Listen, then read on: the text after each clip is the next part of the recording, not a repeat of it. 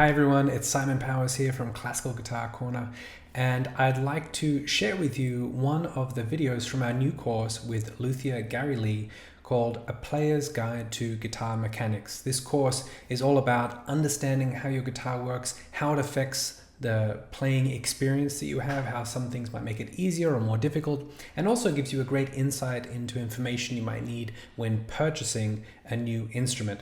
So if you'd like to get access to the full course, you can become a member at Classical Guitar Corner, but I would like to share with you now the lesson on setting your action on the classical guitar with Gary Lee. Hope you enjoy it.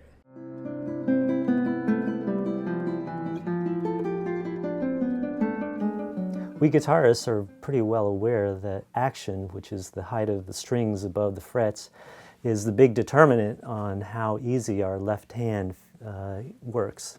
But most players don't realize that there's not one correct action, just as there's not one correct neck shape or there's not one correct string spacing. It really is personal preference. And what does it depend on? It depends largely on a balance between the ease on your left hand and the strength of your right hand. You want the strings to be low enough so that your left hand has an easy time in fretting. But then if it's too low, your right hand strength might be so strong that now you start to develop buzzes. Granted, any action setting, you would be able to make it buzz just by playing really loudly, but you have to be practical about this. If you're a concert performer and you're going to play in a large hall, then you might need a really high action so that your left hand or your right hand can play very strongly. But then it really depends on how difficult some of these left-hand passages are, that you might need to have a lower action to make it more easy on your left hand. So let's talk about how you can set your action, what determines the setting of the action, and talk a little bit about how guitars are built by luthiers to control the action. Let's go to the computer now, and we'll show you the details of that. Now let's be more precise about the definition of action height. And going back to the idea of the distance above the strings, the definition is the distance between the bottom of any particular string and the top of the 12th fret. So that distance, typically in millimeters, is the action height. And it'll be different for each player, and it'll be different for each string when you optimize it. Some typical types of distances for action height for the different strings might look something like this, but really it's according to the preference of the player. When a player comes in and asks me to adjust his or her action, we watch the player play. We go through some of the loudest passages that person would play, and that would be guide us on the upper limit of how high we would have to set the action. A lot of it is dependent upon not only the strength, but the technique of your right hand, the direction that you direct the string when you are attacking the string.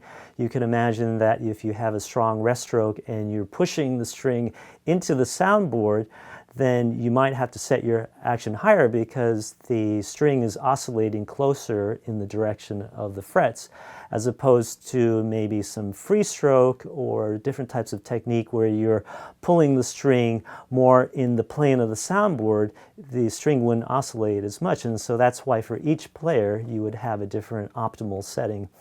But these are some common types of settings for somebody with a medium strength up to a high and low.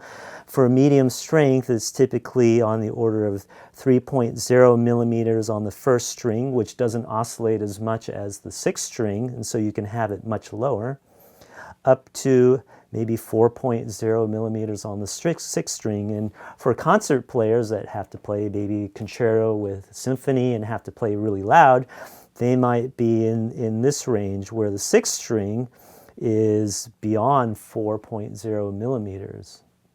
Some players even are up to 4.5 millimeters. It really depends on a lot of factors, including your strings. So if you have higher tension strings which pull tighter and don't oscillate as much, you can have a slightly lower action. It also depends on the brand, the actual model within the brand, and how flexible some of those strings are. So when setting an action height, really you want to work with your luthier with a pretty fresh set of strings and the type of brand and tension that you intend to use with your guitar. Now let's look closely at the geometry of a guitar and the relationship of different points in space that really determine the action height. So here's a simplified diagram of a guitar, and when a guitar builder builds a guitar, he or she thinks of three things first before even considering sound. The first thing is the frets. And the frets here in red you can think of as constituting a plane. So if we project from the top of the frets all the way back in a straight line back to the saddle, that is, you can think of that as one leg of a right triangle. And then the height of the saddle here being another leg of a right triangle. And then the third leg of this right triangle would be the strings in green that project back to the nut. Now for simplicity, let's just consider that the top of the frets intersect the string at the same point. Now, it's not exactly true because we know that the slots in the nut raise the string a little bit higher than the top of the frets, but it's very close. So we'll just consider for simplicity this being a vertex of this right triangle. So what we're actually looking at now is a right triangle, and because we know that the 12th fret is the middle of the scale length, we can see now that the relationship of this distance between the top of the conceptual plane of the frets and the string defined by action, all of that is in the same relation for each string, whether you're at towards the nut or anywhere in between the fingerboard. So now that we know that this is a very simple right triangle geometry, we know exactly how we can change the height of your action for any string simply by making known changes of the height of your saddle. And the relationship, because it is a right triangle and the 12th fret is right in between this leg of the triangle, for every 1 millimeter of change of height of the saddle, you will change this distance. The change will be 0.5 millimeters.